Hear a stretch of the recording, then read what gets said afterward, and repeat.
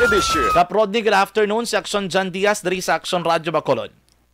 May imo, magapon sa imo Action John, no? Sa Action Radio Bacolod. Yes, Kap, thank you so much. Git sa time, no? Anyway, congratulations. Yung mga dancers dara sa Barangay Sumag. Ma-perform ko na sa Taiwan Lantern Parade sa February. Yes, so, nagkabatong sa delegation, no? Alin sa organizer sa Lantern Festival sa Kaohsiung City, Taiwan. Sa February 2024, ma-perform doon sila sa Kaohsiung. You will be joining them, Kap. Maupod ka dito. Isa po ito ang namon ni Mayor Gapon para pag-support namon siya. Nga maupod po doon kasi makaupod na siya kanyang ibang mga opisyalis sa Bacolod. Kap, first time niya nga ma-perform kita dito sa Taiwan ang inyo dala nga mga dancers sa barangay. And anong paglantaw mo siniman? Anong mahatag yagid la nung bulig dungog sa inyo barangay da mismo, Kap? Siyempre, isang ligad na tuwig to ang aton mga dancers na kanto sa South Korea. Kagti sumong sa Taiwan naman ginakalipay nato no magatag dungog sa aton barangay na binigay sa aton syudad sa Bacolod. Kaya ang aton Mascara Festival, the world known na gini festivities, makita, maswindi rin sa makita showcase sila tali. Oo. And ang 22 ni Kap, ang choreographer niya ang nagpili, no? Kung sino maupod. Kita damo-damo, ginaman ito nag-perform during the Mascara Street Dance Kag Festival Arena Dance Competition, eh. Ana, balikan. Sorry, you don't have... Balikan natin si Kapitan Rodney Carmona. Sang barangay sumagpasensya gin mga kakso, no? Ito na nga linya with Kapitan, no? Pero balikan talang siya, nakita sa nga sa aton nga inon-anon with Kapitan Rodney. Pero he is saying mga kakson, of course, bugali na sa barangay Sumag, mga Komabla. Nanigad gali ara mas sila sa South Korea nag-perform. This year mga kakson, digto naman sila mag-perform sa bahay naman mga kakson sang Pungsod, Taiwan. From February 24 performance, but they will be there, of course, earlier. Ara kada dapat, una bes. Lain man to ng temperatura kung palabot mo sa Taiwan. Ikaduha mga kaakson, lain man to ng kultura. They will also be adjusting. Katatlo, of course, they have to prepare themselves for the performance. Diba?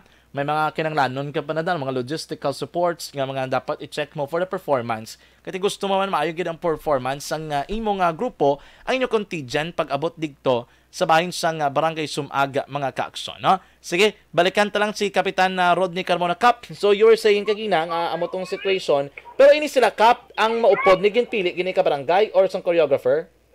Yes, sa choreographer ang pili no kay Sir Panoy. Ginpili niya yung mga dancers kay daw dugay na rin yung mga dancers. Okay, no? So kabay pa no nga mangin ano ni sa Kapaw contest ni sa Kap or ma-present lang kita dito?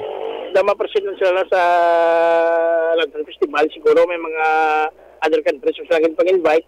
Kaya dito, siguro ma-present naman sa ila nga mga kung ano dahil, mga saot nila, kung ano ba nga iban nga mga activity nila dito sa ila nga mga lugar man. Kumbaga, kado kitang tiglawas ng Pilipinas? I don't know, kasi kita lang gini, siguro, ang Mascara Festival lang gini. Wala kami kabalo kung mas mga invite pa sila nga other festivities dito sa Pilipinas. Okay. Anyway, may sponsor. Ano man Kap no ang digto galing based on report ni Action Dale nga ang organizers may share man para sa expenses and ang LGU sa Bacolod mahatag man. Pero sa inyo nga part Kap sa barangay? Siguro ma-session ba kami kay sa council nga invited man. Siguro mag-share man kami sa bakit pa nila. Siguro paano magkahatag man ang aton LGU dito sa Sumag. Kap, sa iluhan ko na lang, kamusta ka pang update naton sa merkado, the Black Cup, na makasaylo na mga nagbaligya or may harap kita gyapon sang ginasettle, Kap?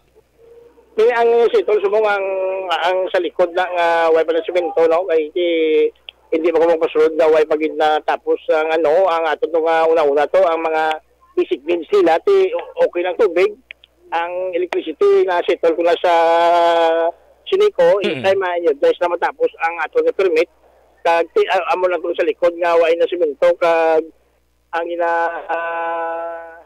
scan ang miswire ang daw ginareklamo sa mga vendors. Daw mo naman lang kag anytime magsaylo na sila. Ano na da sa Kap ang likod Kapaw nga wala pa man semento, Kap? Amo sa ang mid section nga way pa matapos to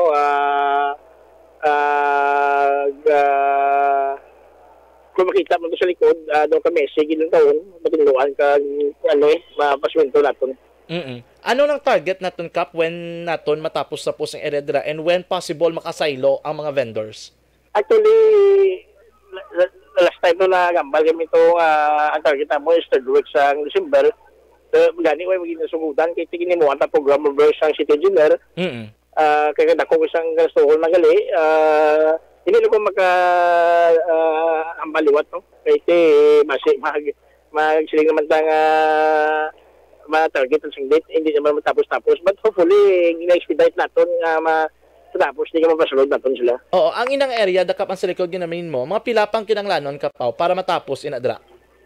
Siguro mga more or less, mga 700,000 pa. Kahit isimentohon pa, and then reconstruct diwat nga para magplastado ang midsection. Yes, sir. Oo.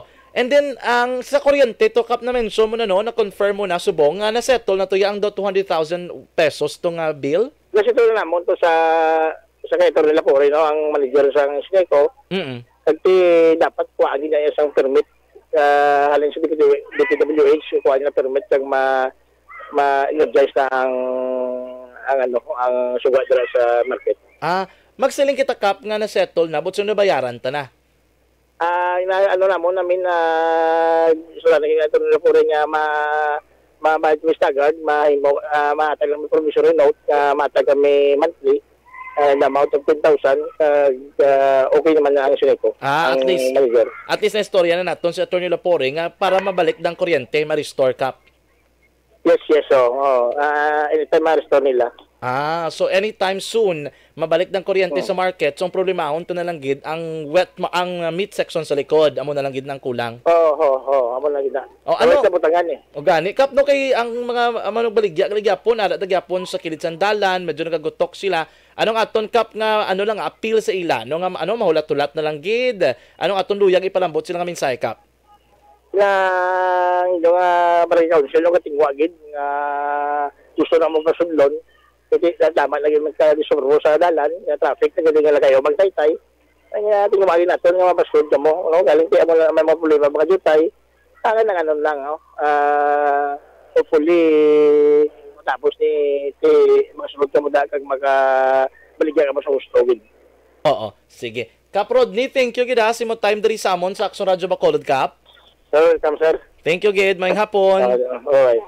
Action Reports, Afternoon Edition. Kapitan Rodney Carmona sa Barangay Sumag, duha ka aksyon ka mga concerns, mga